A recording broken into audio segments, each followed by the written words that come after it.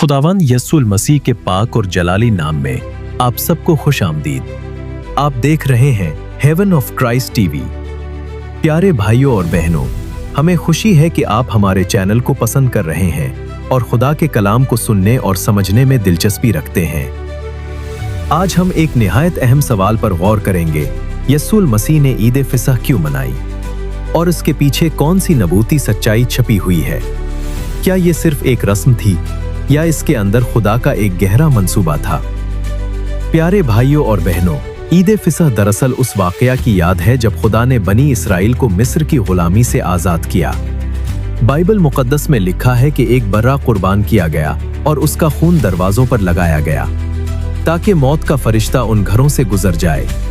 ये सिर्फ एक वाकया नहीं था, ये एक निशान था, एक पेशगोई थी। और यहाँ आती है सबसे बड़ी सच्चाई। जब यीशु क्रिस्त यस्सुल मसीह ने अपने शागिर्दों के साथ ईद फिसह मनाई तो वो दरअसल एक नई बात जाहिर कर रहे थे। उन्होंने रोटी ली और कहा, ये मेरा बदन है। फिर प्याला लिया और कहा, ये मेरा खून है।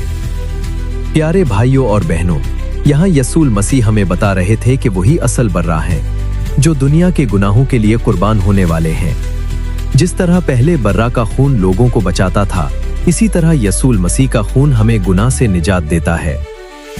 ये है ईद फिसह की असल नबूती सच्चाई कि यस्सुल मसीह खुद वो कुर्बानी है जो हमारे लिए दी गई।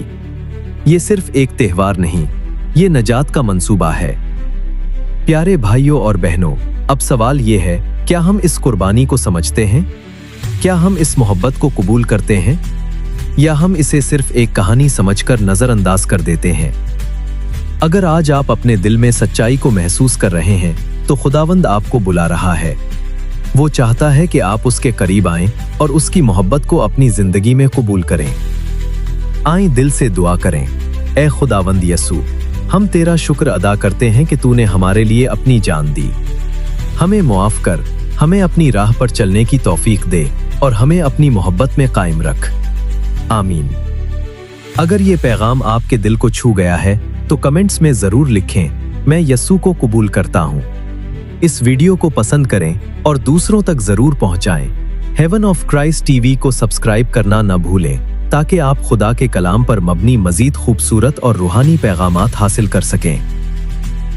आखिर में खुदावंद यस्सुल मसीह आप सबको बरकत दे, आपके घरों में सलामती दे और आपको हमेशा अपनी हुजूरी में कायम रखे। आमीन।